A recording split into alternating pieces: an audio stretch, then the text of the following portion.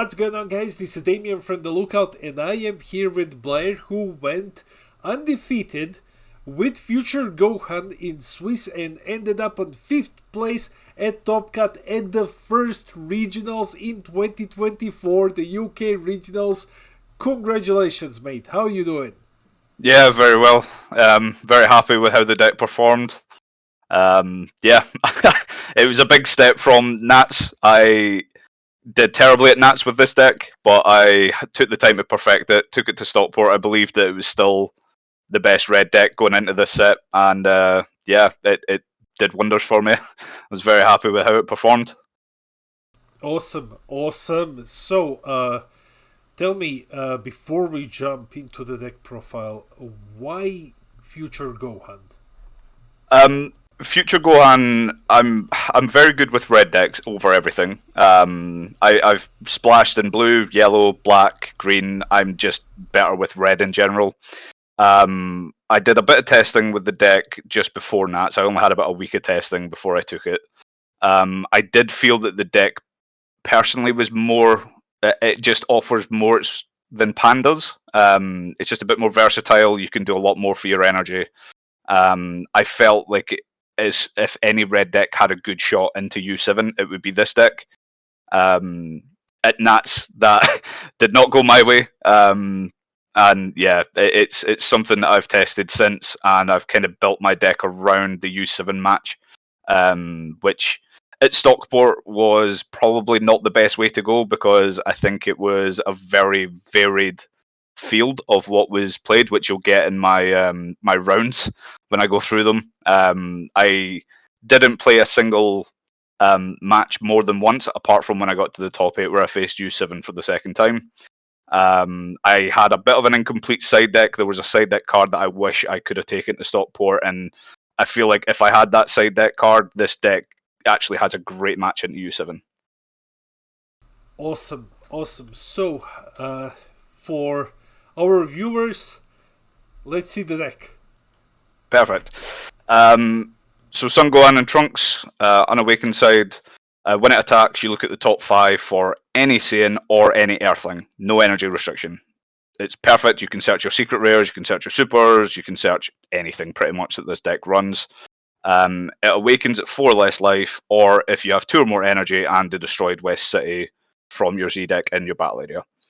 And you rip down to 6 cards in life and flip it over. It's a draw 1, untap 1, a hybrid awaken on the awakened side. It has an active main / battle where you can pitch one of your Z energy, and then the next time you activate an activate skill, so that's an activate main or battle, on one of your Gohan or Trunks future cards, you essentially do it for 1 less energy. Now that affects stacks, so if I pitch 2 Z energy, I can do a tap 2 for free. And it also has an active main once per turn where I can put 1 red Saiyan or 1 red Saiyan under the destroyed West City and draw 2. It's very, very good for draw. On the awakened turn, it's really good when you decide to swing with the leader. You get the top 5 search, then you flip it over, and then after the battle's ended, you can do the active main just to put 1 under and draw 2. So the awakened turn, you do draw quite a bit. And yeah, so very good leader. I think it's, for me personally, I think it's the best red leader that's out there at the minute. We'll go over the main deck. I will try and just go through the bulk of the Trunks and the Future Gohans. So we start off with 4 of the Trunks Powerful Sentiments. These cards, when they're underneath the destroyed West City, they have an active battle where you can combo them for free on both players' turns, either your opponent's or your turn. And then they all have an effect, which I will go over in a second. So we run 4 of this Trunks. We run 3 of this Trunks, 2 of this Trunks, and then 4 of this Trunks. Now, this Trunks will give any attacking Gohan or Trunks future double strike for that 1 energy. Again, if we pitch the Z energy from the leader, we make this free. This one will give critical, this one gives barrier, and then this one is quite unique where it's an active battle where you again, it's a combo power of 5k, but if it's a battle card that's attacking without barrier, you can neg 5k off the attacking card. So it's kind of a pseudo combo in that sense, which is always very, very good. And then the last of the smaller cards, we have the Bulma, 4 of them. Bulma is very good. She is a discard top 5 search for any Saiyan or Earthling 4 or less. So you can search your super combos, you can search any of these, you can search the 4-drop Gohans, which we'll go over in a second, or if you run Broly's, things like that. Anything that hits under there is great. And then after you do this, you can put any Trunks from your hand underneath the field as well, or the Z Extra. This came up quite a lot. It's also a draw 1 on play. So, your turn 1, it's very good to play this down, draw 1, and then just combo off, and that's your Z energy for the Z Extra. Perfect start. And then we run. So, this is where my ratios were slightly off. I only had 3 of the 4 drops going into the event. This is 100% a 4 off, if you have it. I now have it. So it's now in the deck going forward. But yeah, this card is insane. For 1 energy, active main, as long as you have a Z Extra and you've got 2 or more energy, you draw 1 and then play it. Now that draw 1 is tied to the active main, so whether this gets counterplayed or not, doesn't really matter, you still replace it. It has another active main for 1 energy, where if you have 3 or more energy, you can switch this card to active mode. It gains double strike and negs a battle card by 20k power. Very, very strong. Definitely a 4 of in the deck. I normally don't play these before turn 3, just because you don't get the double strike effect. In Dragon Ball, how it is now, you play a card, it's pretty much dead the next turn, so we try and keep this for the full effect on turn 3. And then to round off the Trunks and Future Gohan package, we only run 3 of the 8-drop. This card's great. It just has very little in ways of protection. For me, I think 3 is a perfect number. I think based on my deck build, it's quite it's 53 the list size, and I think you kind of run out of space. So I think 3 is just the perfect number. You always see it when you need it. It is a trunk, so it can also go under the Destroyed West City, and it can be played from underneath. And I will just go over the effect now. It's dual attack base, no deflect, no barrier, unfortunately, so it has very little in way of protection. When it attacks, you can combo one of your Trunks Futures from the drop, so any of these 1-drops can be comboed from the drop area. And what is very neat about the effects at the bottom, so for the top effect to combo them, they have to be under the Destroyed West City, but to give critical or double strike or barrier, they do not. So if you combo them from the drop, you can give this double strike or critical or both, depending if you have one under the field as well. Yeah, that's very, very good effect. That's surprising. Like, it's I don't expect that a lot of opponents, they think, okay, he's gonna combo them from the Z Extra, right? I can see what's coming, and then you just catch him off guard, and you're like, nah, man, like he gets from the drop. Yeah, and it is dual attack, but it's technically triple attack. It has a tap 2, which we can reduce to 0 from the lead skill. So if we pitch 2 Z energy, we do this for free. This is insane. The fact it stacks is crazy to me. But you draw 1, you switch it to active mode, and then you choose one of your opponent's battle cards, ignoring barrier, and neg it 35k. Pretty much blows up most things in the game. Very, very good card. For 2 energy, all in. It would be 4 if you don't have the Z. Realistically, you're not playing this without the Z to back it up. So it's always very good. Now, the change that I have compared to what I think a lot of people are running is I actually run a unison package. So we run 3 babies and 3 Videls. Baby, for me, the decision kind of came after Nats. I had a conversation with a couple of people who actually performed very well at Nats with the deck. Baby offers a lot, and obviously straight up removal, additional draw power. It's a unison swing, so it gets around a lot of floodgates, especially in U7. Flying Nimbus is just so powerful right now. Gets around blue if you're under defending friends, things like that. It's a very, very good card just for that. I love it. I think it put in so much work when we were in Stockport. When you play it in turn 3, that's normally the turn I go to Awaken. So turn 2, I will play the Destroyed West City. Depending if I go first or second, I'll back it up with maybe another battle card, which I'll go over in a minute. My turn 2 is pretty simple. My turn 3, we play this down straight away, swing with the leader, do the awaken condition, you're back to 1 energy open. This is on the field, and then I quite often would play the 4-drop in the same turn. It does tap you out, but I think depending on the matchup, especially against U7, you have the cadence where you can tap out. It's not the worst case scenario going into turn 3 and you're tapped out. Baby will bean your leader by 1k, which means that any 20k swing that they throw at you is 1 combo from under the field and you're out because it's 21k. So Yeah, the baby. defensively, Yeah, the baby combo is the baby route is insane. Our teammate Ivan played it. He got 16th with Future Gohan and Neonets with baby build. And he's like, guys, like you have to run baby build. It's insane. 100%. I completely agree. After testing, it frees up 6 spots if you don't play this. But honestly, the 6 spots I would fill it with are just kind of nonsense. It's just space that's not going to be well fulfilled otherwise. I think that the Unison's just the perfect ratio, and then obviously 3 Videls just for the perfect counterplay, just to follow up. And then 4 Raditz super combos. It's just the best super combo. It can sometimes be a bit of a hindrance just because a lot of the matchups can go quite slow. The leader rips to 6 when it awakens, instead of 5, unfortunately. If it was 5, it'd be perfect. 1 test in the opposition, and your super combos are live. But it's not ideal, but it is the best super combo for the deck, I feel. Your Z energy is better spent using the effects rather than keeping the Z energy there to enable your like Android 20 super combos, things like that. You could run Beerus super combos as just a way around it. Personally, I don't think it's necessary. I love that these are searchable through 2 effects, the Unawakened Leader and the Bulmas. Very good. And then I run 2 Gammas. This card puts in insane work. For me, this is a potential to up to 3. Oh, okay. Yeah. It's on your turn 4, when you're swinging with, either your Gohan or if you're swinging with your leader, you want to combo the Trunks double or the Trunks crit. You tap 1, you play this, it replaces itself.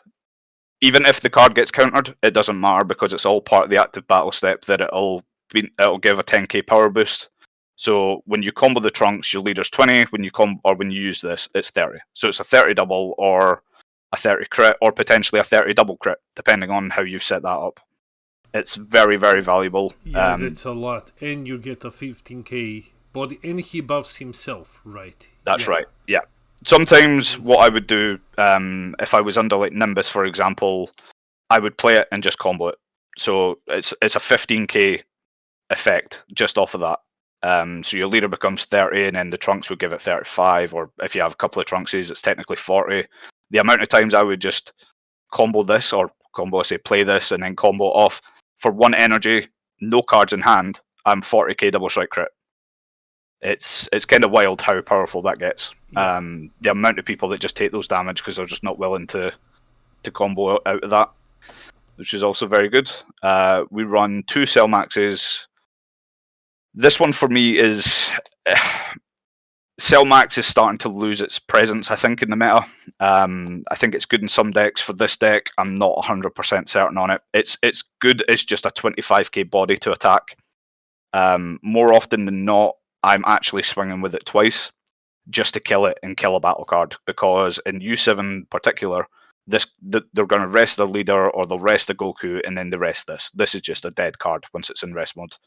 It's not ideal, but Cell Max is still very good as just a 25k beat stick for 1 energy. Can't really complain about that. So he's in the deck for now. I'm not sure if he's going to stay, but then we run 3 Gohan counterplays. Best counterplay for red pretty much right now. Yeah. This puts in so much work. In testing, I've played against decks like SS4 Bardock. The amount of times that people will tap 2 to play out the 16k that allows them to go into their 8 drops.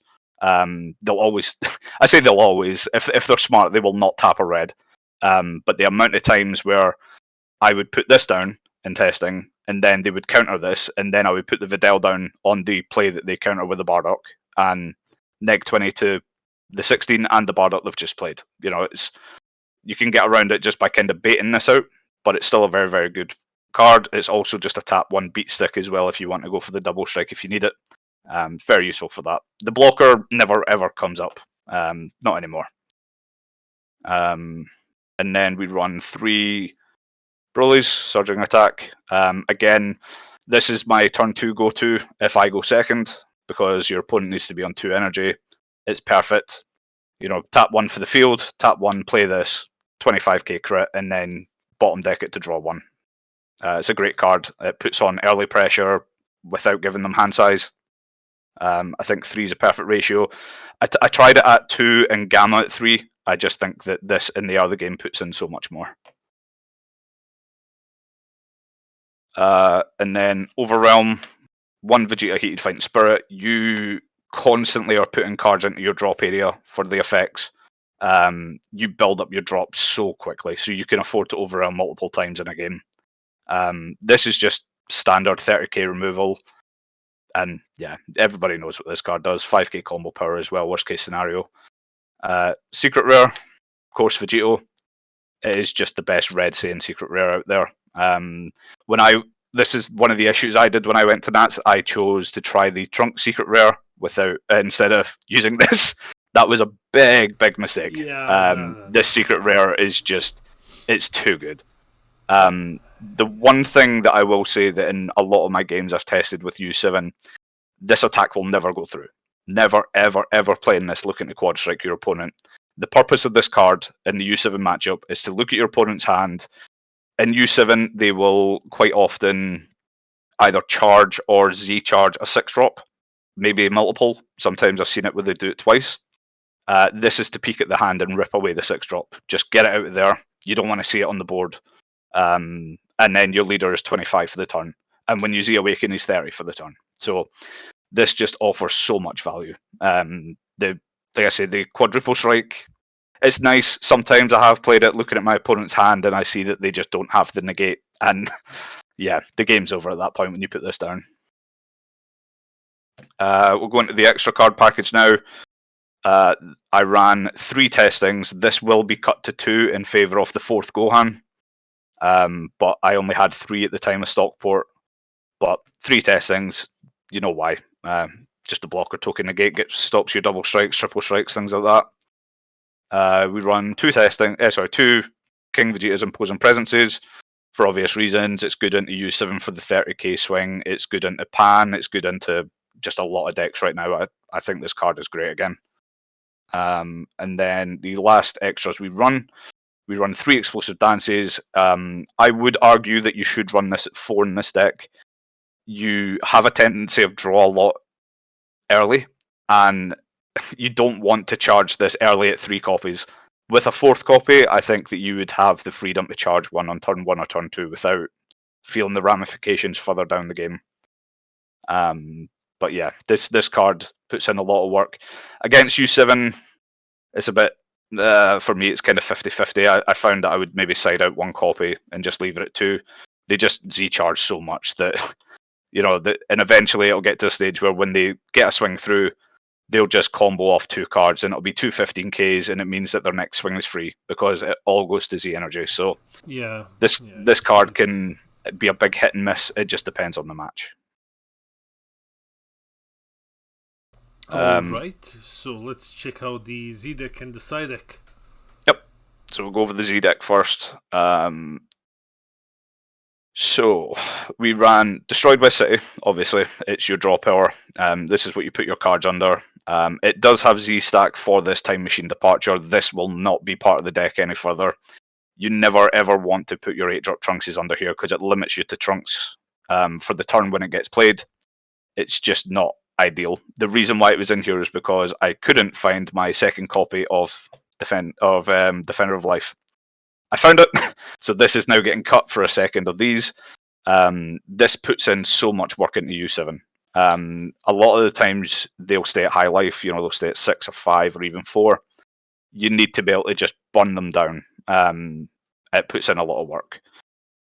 We put this in as a self-awakener. That's the only reason. And then we have 2 rush attacks. I did try without this and running 3 rush attacks and 2 of these. The self-awakener is just too good. Right now into decks like Cooler Mill and, like I say, U7. Gogeta is another one that I had a great match in with Gogeta during the day. Me being able to self-awaken myself, putting myself from 6 to 5 and then using a testing to enable my super combos, it changed the course of the game. And then the last card is the Z Leader. For those that don't know what the Z Leader does, I can just go over that quickly.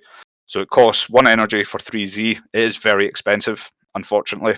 The leader does have built-in double strike.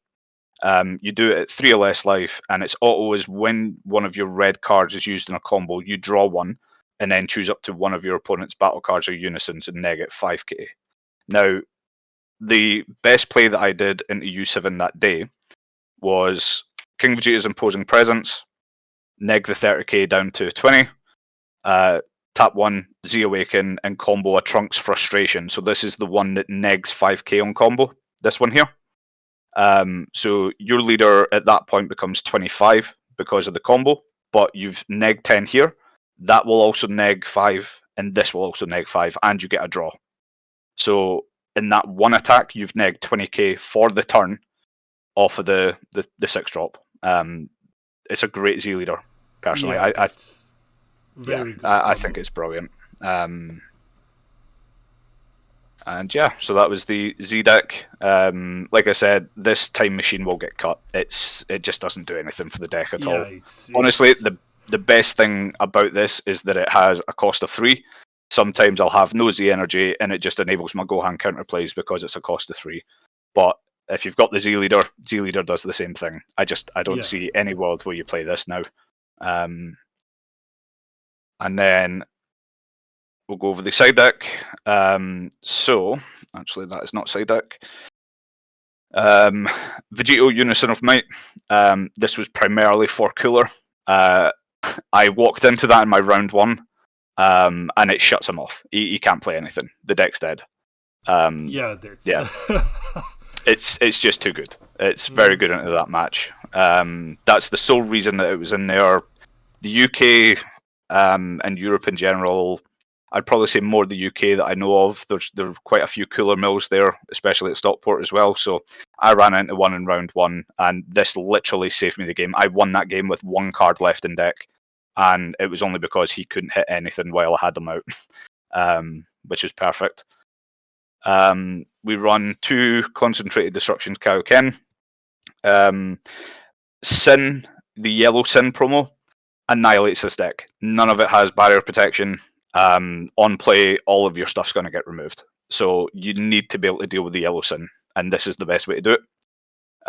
That's more or less the only reason it's in there. I'm sure there are other barrier targets that you want to get rid of, but that was primarily my thought process, was get rid of that card. I still put 2 Blair'S just in case green hand control existed. I would hate myself if I take these out the side deck and all I faced was green. So I had to keep them in. Unfortunately, never used them once at all in the whole day. But and then Koitsukai, again, for decks like SS4 Bardock, for Cooler Mill. This, if you can't see this, or if you need to buy time to be able to play this, this is a good sort of intermediate or in the middle kind of thing. It just punishes them for playing their 20Ks. Unfortunately, the Anibox gave them a 25K, plus they had the Championship 25K as well for Cooler Mill. So, they can still get around it, but at least it can slow them down, or it makes them spend more energy when they might not want to. I ran 1 Flight the Grand Eagle. This never came up. This will be cut from the side deck. The deck is so defensive, you just don't ever need this. For me, I don't think it belongs here anymore. Yeah, that's like in case of random victory strike that no one ever plays. Well, that was my main reason. And when I came across my first opponent, who was on U7, I didn't know what secret rare he had, so I had to side this in just as a precaution. The second player I knew Geo, so I knew he was running Burst and Rage. So I didn't side this in the second U7 match, but again, it's there just as the precaution, but yeah, I don't think it's really necessary. And then King Vegeta Hidden Ambitions. This is great for dealing with sparking negates, D magics, time magics, things like that. It won me my round 3 against that set 20 Android 21, which I'll go over my matchup soon. But this won me the match. And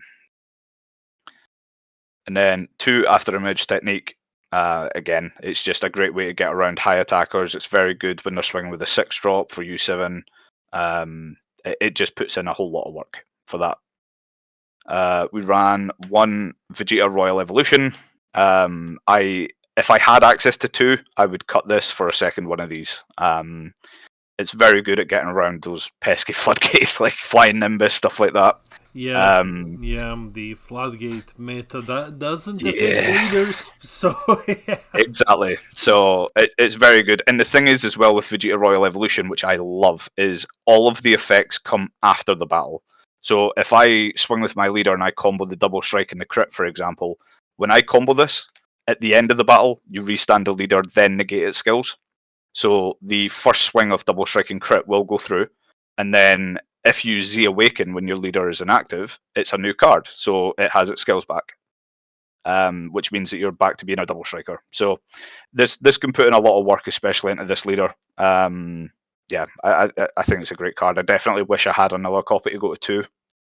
And then my final 2 was Frieza's Death Ball.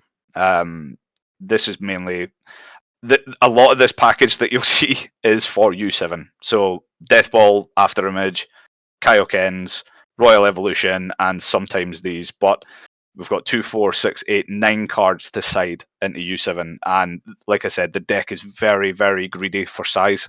It can be really difficult to make those cuts. And because you don't really want to get rid of your Unison package, there's not a lot of room to cut. So I find myself sometimes having to sacrifice.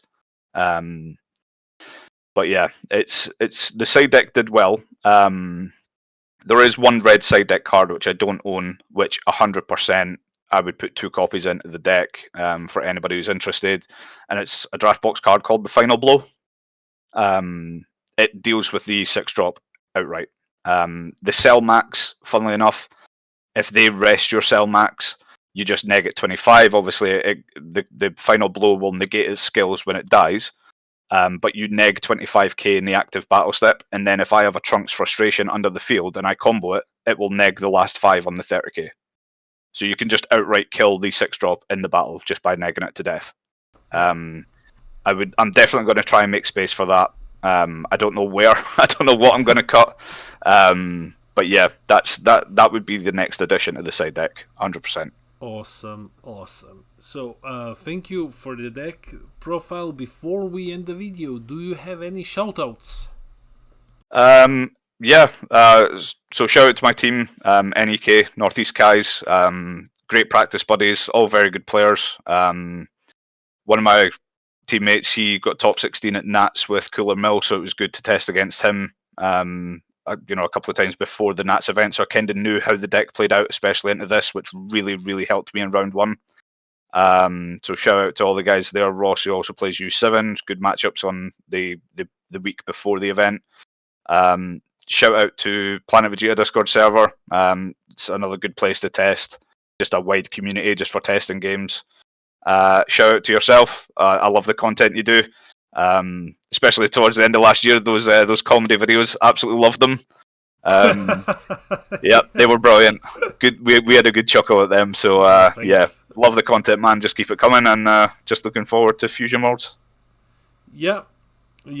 So thank you for the deck profile. Thank you for coming here to the Lookout to show this amazing deck to the players. And yeah, guys, this has been Damien from the Lookout. This has been Blair, and I'll see all of you in the next video.